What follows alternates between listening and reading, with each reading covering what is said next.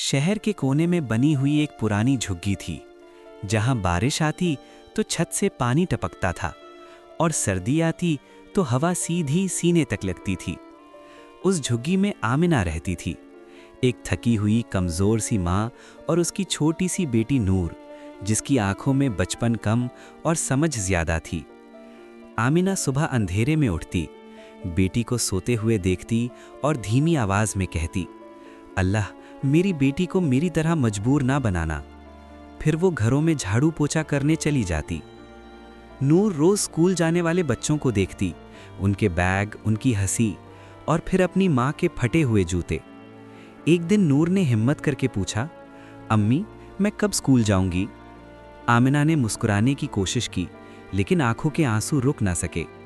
उसने नूर को सीने से लगाकर कहा, जब अल्लाह थोड़ा सा और रहमत लिख देगा बेटा। उस रात नूर भूख से रोती रही और आमिना चुपचाप अपनी रोटी बेटी को देकर सिर्फ पानी पीकर सो गई। अगले दिन आमिना की तबीयत खराब थी, लेकिन काम ना करती तो खाना नहीं मिलता। शाम को जब वो घर लौटी तो नूर दरवाजे पर खड़ी थी। नूर ने मासूम आवाज में कहा, अम्मी आज मैंने दुआ की थी कि आप जल्दी आ जाओ। आमिना ने बेटी को गले लगाया और पहली दफ़ा उसके सामने टूट गई।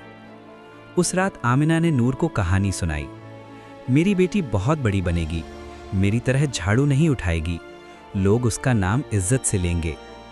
नूर ने माँ का हाथ पकड़कर कहा, अम्मी जब मैं बड़ी हो जाऊंगी मैं आपको काम नहीं करने दूंगी। आमिना की आंखों से आंसू गिरते रहे और वो सो गई। लेकिन सुबह आमिना उठी नहीं। नूर उसे हिलाती यही, अम्मी उठ जाओ, मुझे भूख लगी है। पर माँ की सांस रुक चुकी थी। उस दिन नूर समझ गई कि माँ का प्यार क्या होता है और गुर्बत क्या चीज़ होती है। आज नूर बड़ी हो चुकी है, लेकिन जब भी किसी माँ को झाड़ू लगाते देखती है, उसकी आंखें भर आती हैं, क्योंकि उसे अपनी माँ याद आ जाती है।